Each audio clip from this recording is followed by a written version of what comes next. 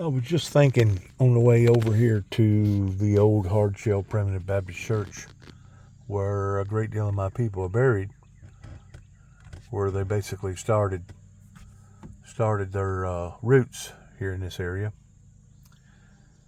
You can drive this in probably about 15 minutes from where I live.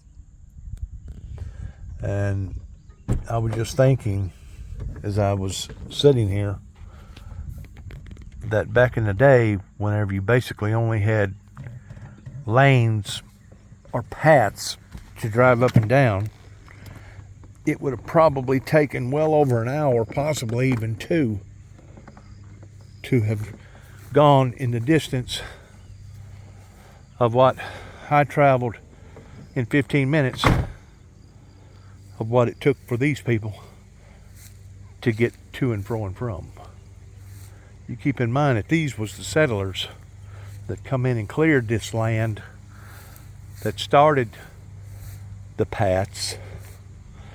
Well, it originally started out, I think, with Indian paths, but then it went from a path to a road, to a highway, and that's what's given us what we have today. Now, according to my cousin, Maxie Jackson, the majority of our people is buried over here in the right-hand side. To the far right-hand side, back over there, pretty close to that tree line. But I know that there's been in-laws, brother-in-laws, sister-in-laws, aunts, uncles, people that is married and changed their names and everything else out here, to the degree of us having more roots other than over there in that corner. I know for a fact that I've got some people buried about halfway into this. Boy, some of these names, whenever I walk by, really brings back a great deal of memories.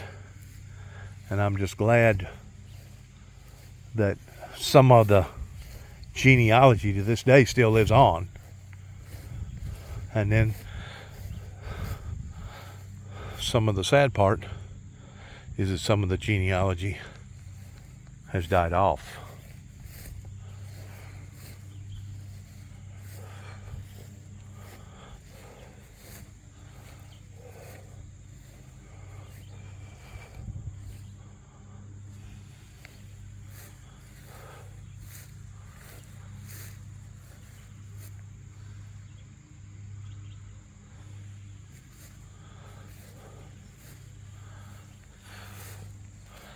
You can tell this ground out here how soft it is in areas, unlevel, soft, whatever. You can tell that it's went through something towards it being on this hillside right here. That if it could only talk,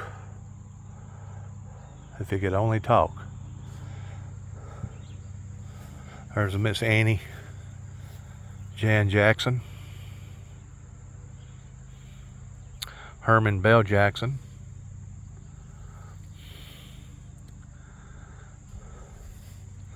George W. Jackson, which I believe is, don't know for sure. Let me look a little more. J.W. Jackson right here is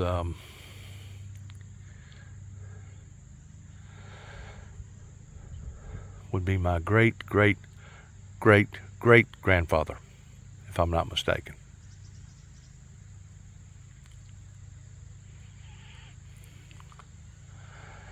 And he was born, or they was born somewhere around the era of 1840. And this set of Jackson here, about 35 years later, George W. Jackson and Lucy Jackson come after that generation did.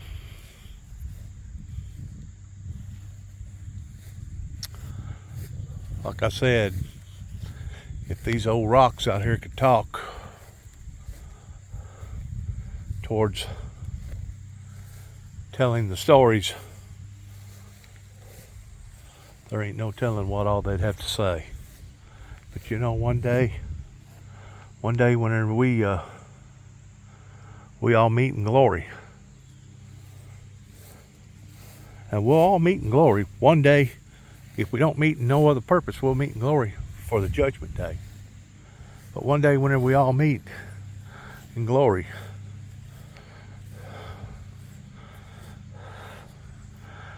now this is Cecil Jackson here, which is Jimmy Jackson's stepfather.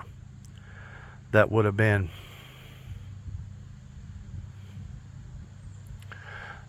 Jeff Jackson's brother, the one that's buried over in Alamo Baptist Church. Cecil was married to Alice. Now, why it's got Alice's birth of 19010, but it don't have her death, is beyond me, because I know she's been dead for over 20 years. So somebody ain't doing their jobs out here pertaining to the stoneware writings. I remember whenever Cecil passed away in 1980,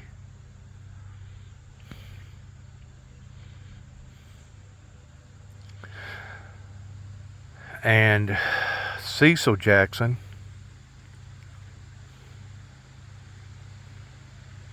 well, like I said, it's just a lot of memories out here.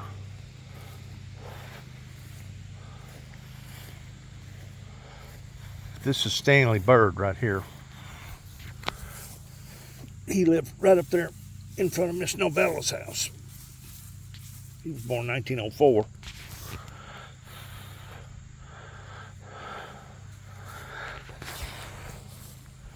And I'm thinking this was his sister. And I think she was twins. 1904. If I'm not mistaken, she was the one that committed suicide. I remember I was couldn't have been over 7, because it was the first year that we moved into Tennessee. I was walking to the store collecting bottles. Always collected bottles. That way once I got to the store, I'd have enough money to buy a cold drink and candy bar. But I'll never forget whenever I got about up to where the Beach Grove Church is right now, where somebody has bought and renovating it, or going to renovate it over to a house. There was all kinds of ambulances and first responders out there, and I took notice as I was walking by that the outhouse door was open, and Stanley Bird's sister had shot and killed herself while sitting on the pot.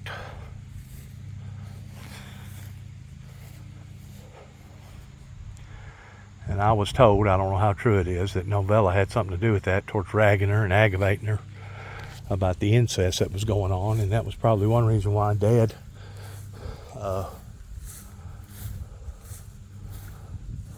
always wanted to proclaim this area as being Scrounge Horn community. But I found out just about 2 weeks ago, towards a gentleman that was raised up around Palmersville, which is give or take about 30 miles from here, that according to him, that area was called Scrounge Horn community. So it must have been the whole area down here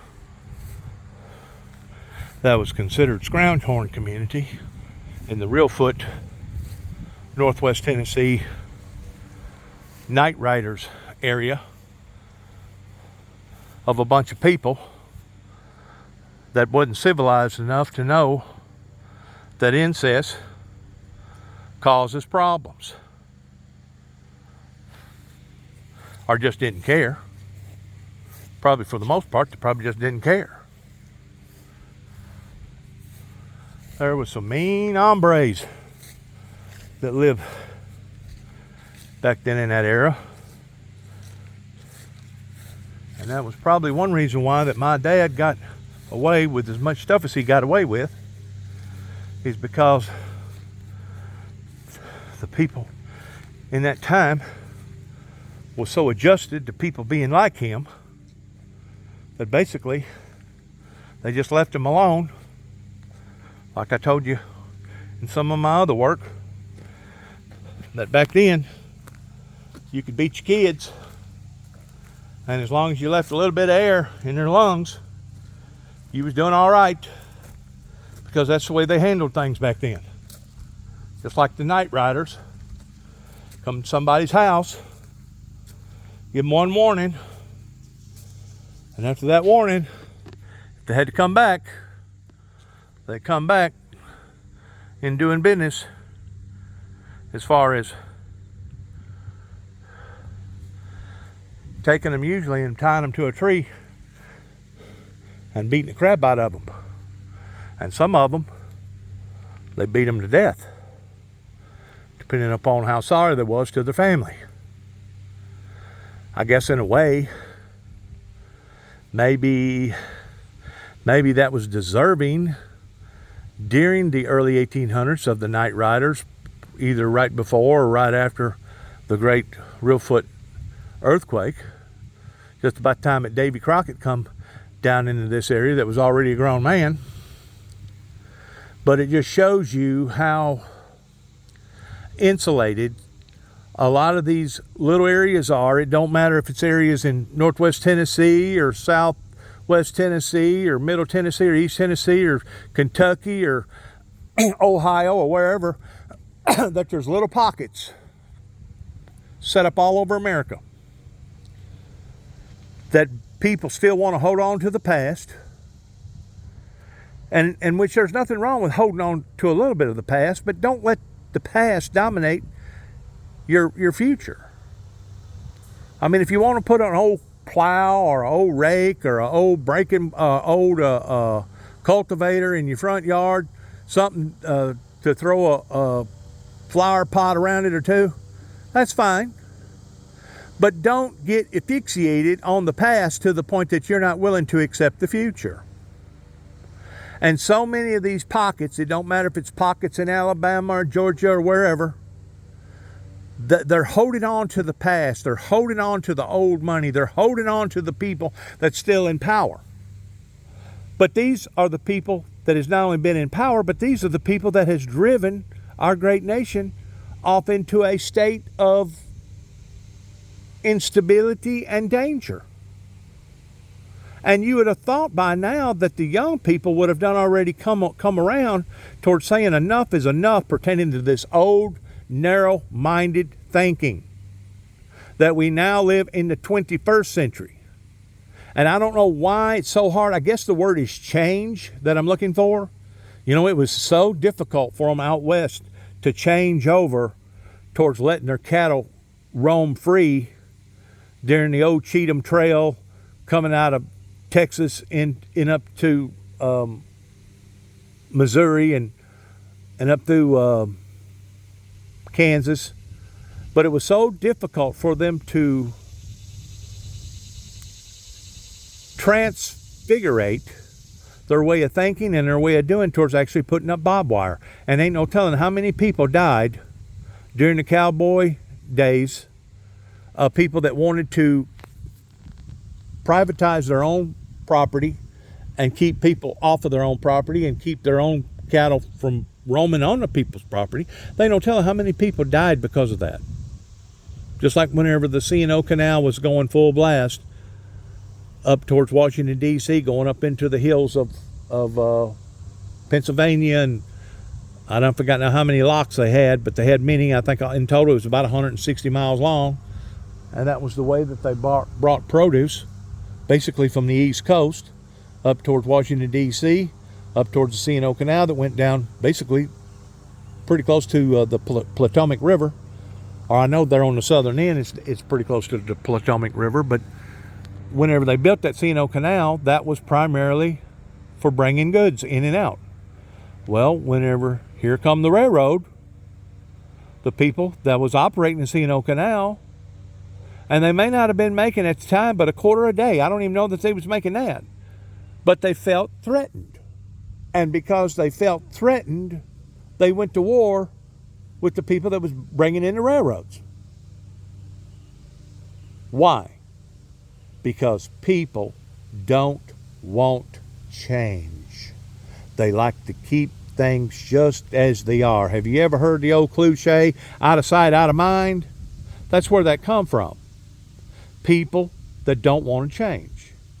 And what we're having going on right now in the 21st century here in America and probably all over the world in the year 2023 is that you've got this new modern technology that's come on board that's basically ushered in itself, been thrown in a lot of people's laps.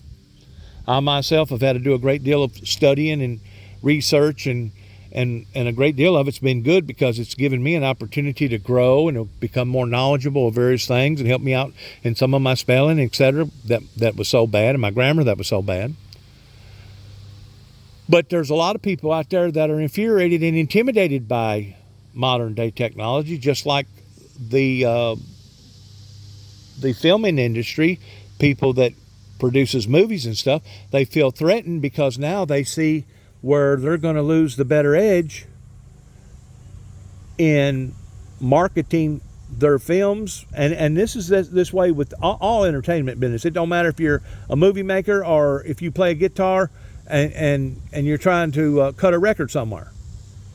Whenever artificial intelligence has come on board, it is going to be absolutely threatening to a great deal of people because they're going to foresee it as it being not the best thing since toilet paper has been created, but they're going to see it as the worst thing that's been created. Kind of like the people in C&O Canal that was working the C&O Canal whenever they started seeing the railroad and how this big iron, what did the red man call it?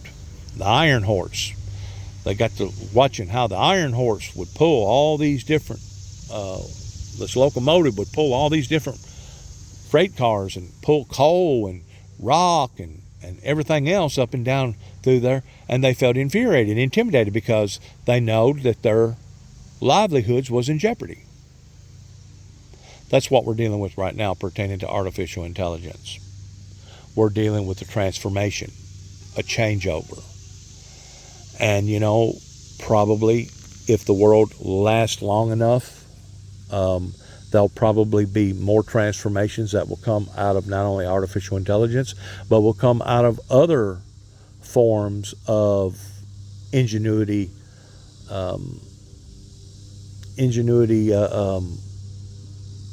defeats of being able to do things a little quicker, a little better.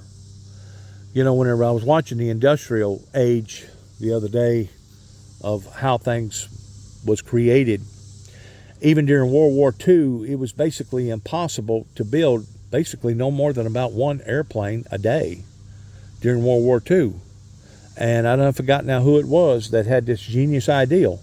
He said, we can do an airplane an hour. And they built one of the biggest buildings in the world at the time, somewhere up in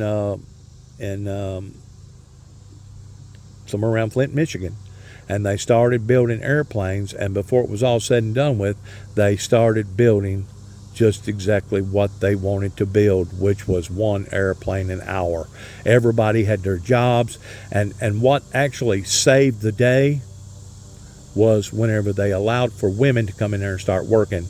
And the women originally come in there towards just doing paperwork, lightweight stuff, but they're towards the latter part of World War II, instead of them just doing lightweight stuff, they was actually performing in the factory, doing some of the most strategic, hardest type work that there was in there, towards operating cranes and moving around parts and doing all kinds of stuff.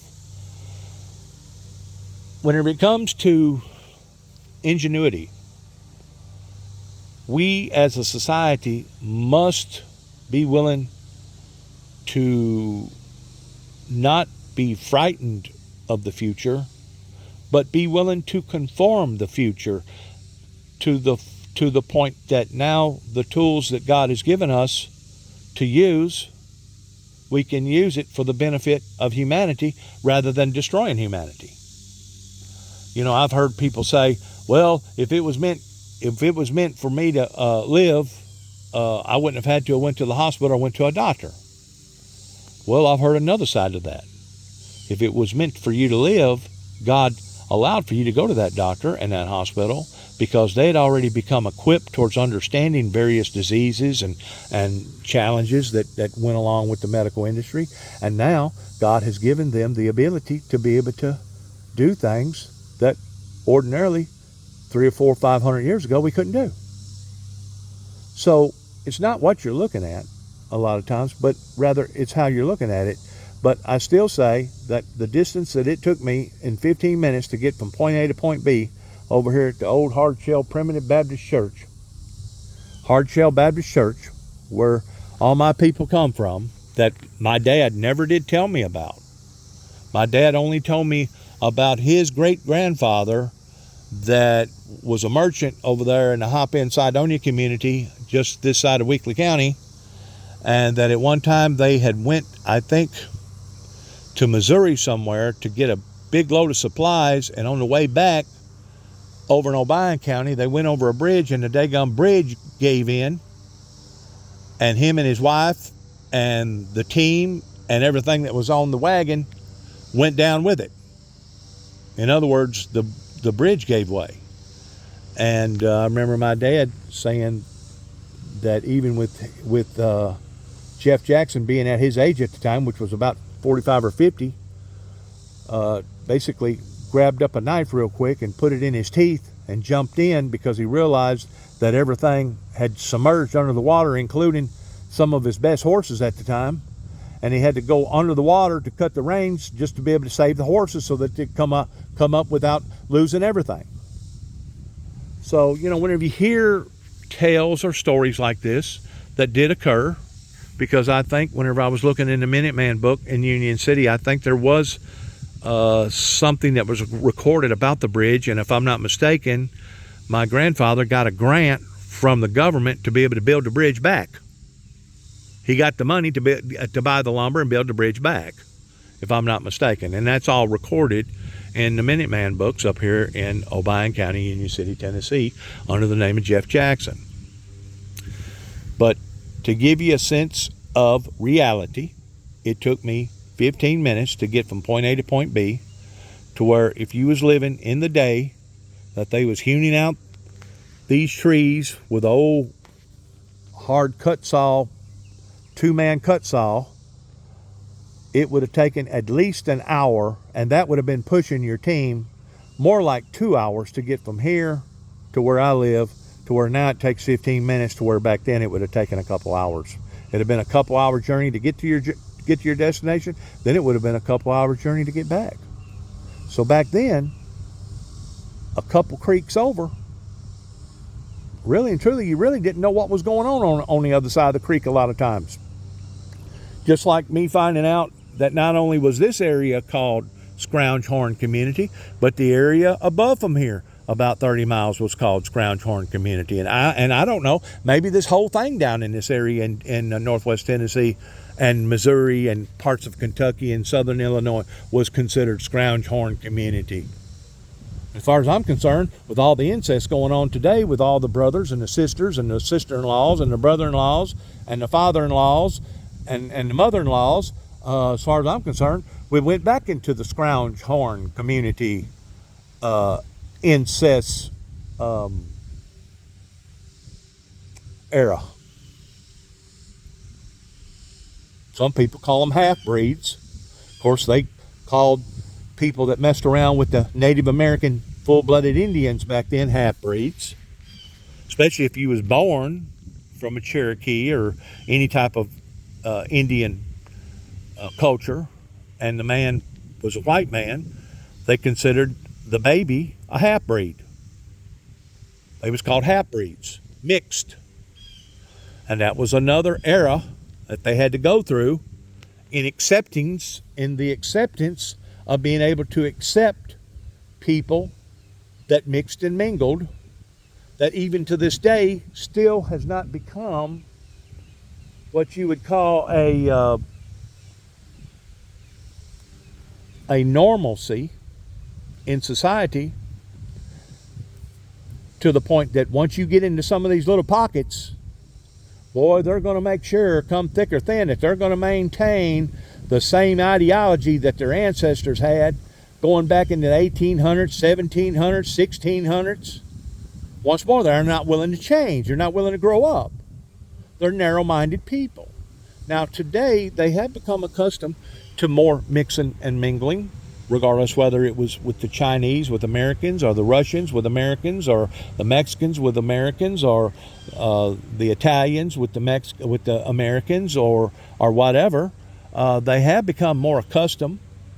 The Africans with the Americans. They have become more accustomed, but it still hasn't gone full circle pertaining to prejudicism and people being biased towards being judgmental off of people's color rather than their character. And this is one of the things that has stifled America to the point that now it's become a cesspool where it's basically kind of like a disease that's now attacking itself, to the degree that if we don't watch, there won't be nothing left about any of us. And that's exactly what the Luciferian Lucifer wants to do. Now, the gentleman that's over at the Beech Grove Baptist Church area that I have met, fortunately, he was good enough to swap out some work with me in regards towards me getting one of the original hewn out benches that was in Beech Grove Church, because that building was built in 1900.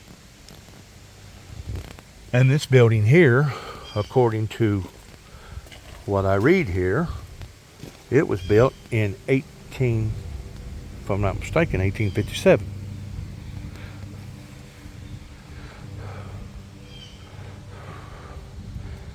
It may have been refurbished, but if this building's that old, that means this building right here is 180 years old.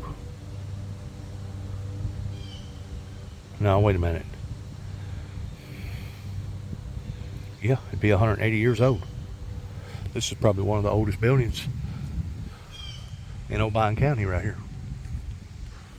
that most people don't know where it is.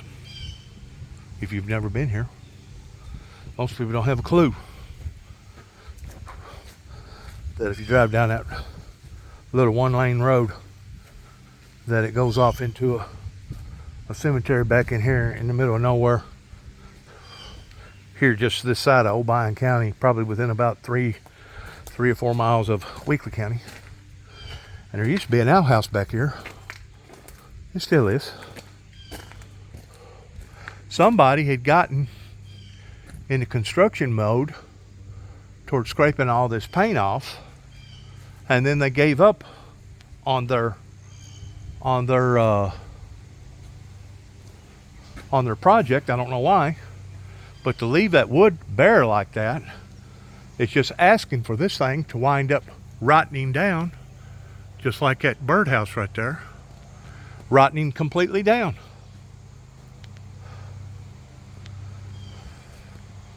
Why they would have went in there and done that, I don't know. Maybe they run out of money. Right there's the old outhouse. I just imagine that's probably been built and tore down, rebuilt, and tore down again, probably 2 or 3 different times, if not more. That's where you go in, you use the bathroom, go in, do your thing, and clean yourself up and come back. I don't think I've never been in this building. I may have went in this building at one time. Seems like I did go in here temporarily whenever somebody left a lock off of it one time and just looked around. But I've never been in here during the performance of a service that my grandmother, Miss Aldale, she was the only one that told me about this area over here. But right over there, it looks like that used to be an old car of some sort. See that piece of metal right there? You get to hunting around some of these woods, there ain't no telling what you're liable to find. But she used to tell me that they'd get the spirit and they'd go to jump in the pews. I said, jump in the pews? She goes, yeah, they'd go to jump in the pews. She goes, they'd be spirit fed, spirit filled, and they'd go to speaking in tongues and jumping pews in here, having Holy Ghost revivals. I'm thinking to myself, whenever she was telling me that, well, Lord God, I never would have thought that coming from the Jacksons. But there wasn't no need for her to lie to me. Like I said, I was fortunate enough to get one of them pews. I'm gonna redo it. It's 14 foot long. I'm gonna redo it because if the old church, Beach Grove Baptist Church, is going to be converted over to a house, my ancestors that I know has worshiped there, that I know has met God there, because originally they'd have church there and have revivals there, and they'd walk up the road where the hill was, where Donald and Gail Ridgway lives now. There used to be a pond right there, and it was crystal clear, had a white bridge over the top of it, arch bridge, and that's where they'd go into their baptisms in the summertime whenever the water'd warm up. Now, before the church resigned towards being a church, Bill and Mary, I don't forget their last names, and Jimmy Gardner and his son and about 6 or 7 other ones had taken on the project towards trying to revitalize the old church. Come to find out, it was 3 sisters that was ownership of it, and the old church was basically just going downhill. I mean, it was to the point that you couldn't even see it driving by because of all the weeds and the foliage and the siblings and everything else that was growing around it pertaining to the trees and stuff. But that was the last place that I got baptized in 2013, winter of 2013, which would now be 10 years, right before Jimmy Gardner took me back up to Kentucky, Trigg County, Kentucky, because I knew that they was up to something that wasn't ethical. It wasn't legal. And the fact of the matter is, I'd done already made bail on a $2,500 bail,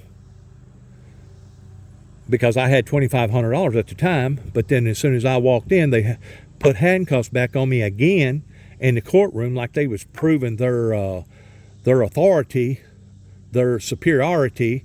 They went in and handcuffed me, took me back there where the judge's counter thing was while I was handcuffed. That's whenever I got to seeing them, a few of them back there nipping at the bottle, drinking and stuff. I guess they was trying to cure their conscience or something. And that's whenever they decided to throw the book at me in me spending almost, well, between event number 2 and event number 1, before I'd made bail, and event number 2, I spent almost a whole year in jail over 2 non-threatening telephone calls in the span of a 90-day period. Now, I know America has taken second seat pertaining to different things that we do and different things that we're allowed to do.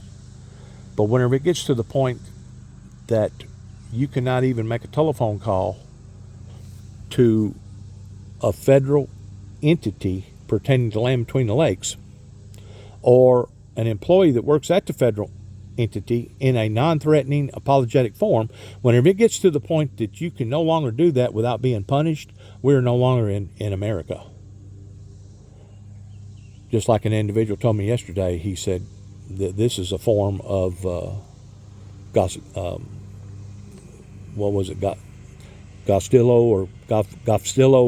law and order, like Hitler had over in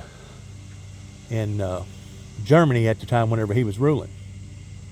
Gestapo military, or Gestapo law enforcement. That whenever you get to where that you're doing things in an individual at my age that was making the money that I was making in Oklahoma City, Oklahoma, that I'd made 2 telephone calls, and they basically ruin your life over that. Spend almost a year in jail, plus they put you on this medication that makes you swell up like a big balloon, because the medication is well known of making people become obese or breast enhancement, and you still don't get no apology. You still don't get nothing out of the state of Kentucky, much less the state of Oklahoma or the state of Tennessee. You're dealing with a Gestapo type environment that is now reaching the level of vigilante law. Vigilante law. And I think Donald Trump can see that now, because he was the one that spotted out the fact that our system had become so corrupted, pertaining to draining of the swamp, and now they're basically chastising him every time he opens up his mouth and breathes one word towards him not being able to do that, even though he was a billionaire here in America, and God only knows that the people that he's helped in assisting in all the businesses that he's been involved in.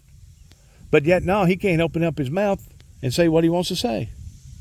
That's basically the same type of principle that happened to me up here in Martin, Tennessee in 2005, whenever I was passing out Bible literature, and all of a sudden they grabbed me up and go and arrest me over in Carroll County, Huntington, Tennessee, drag me back to Martin and question me about falsifying files. What did I mean by handing this man out material and telling him that I was probably going to wind up on the Channel 6 News because there was an explosion of controversy in my life?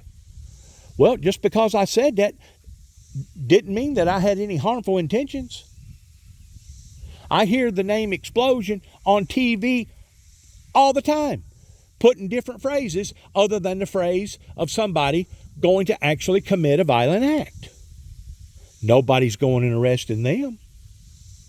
I hear news reporters, especially your weather people, get on TV or radio and tell people, take cover, take cover. We're giving out this warning. This is an advisory, a flood warning, or a tornado advisory, or a red flag warning towards no fires, or whatever.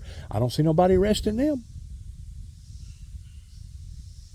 I don't see nobody going and getting them, pertaining to them being the messenger. That's exactly what has happened in my life. I've had a group of people since 1988 that has evolved.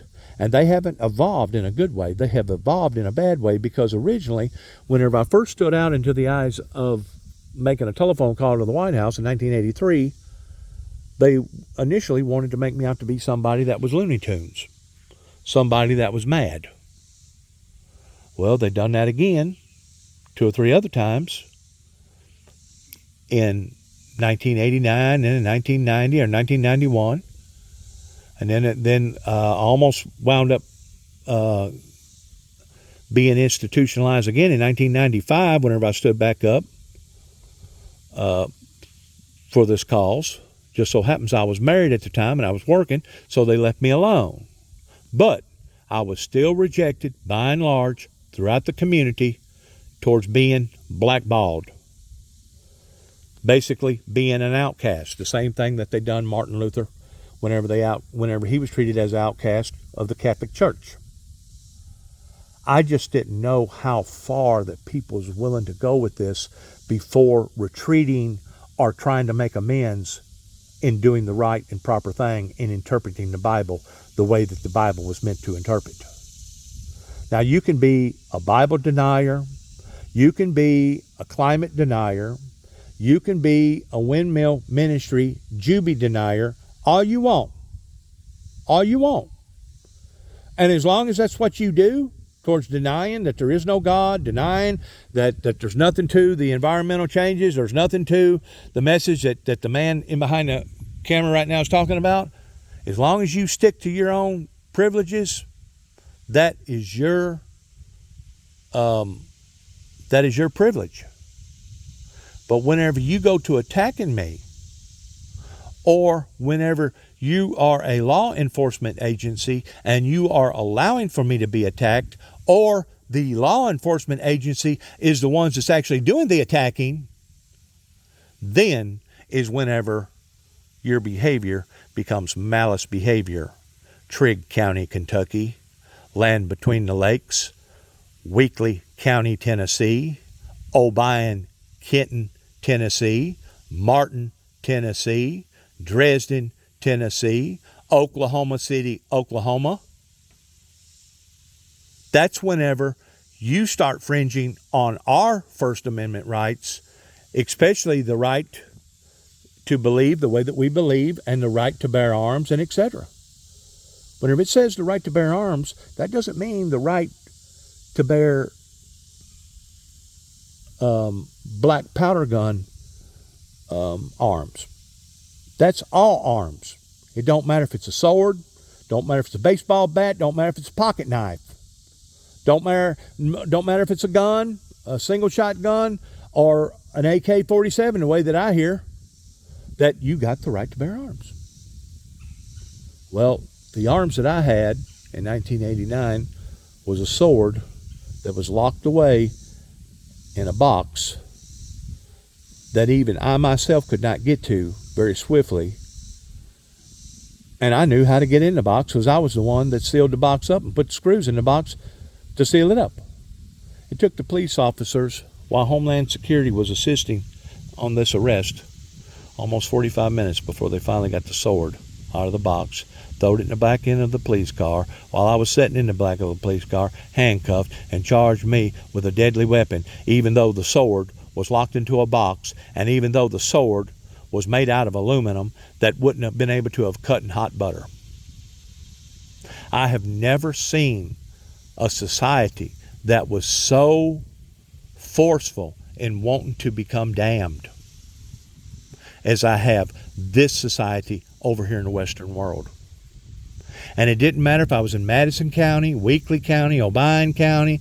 Didn't matter if I was up in Davidson County, Nashville, Tennessee, or Knoxville County. Didn't matter if I was in the state of Kentucky or the state of Oklahoma. I have never seen the patterns that was persistent in a group of people that was dead set towards wanting to take an individual that was trying to do good for the will of the people and the will of God, towards them basically trying to corrupt that individual or put that individual in a category like they basically put Al Gore.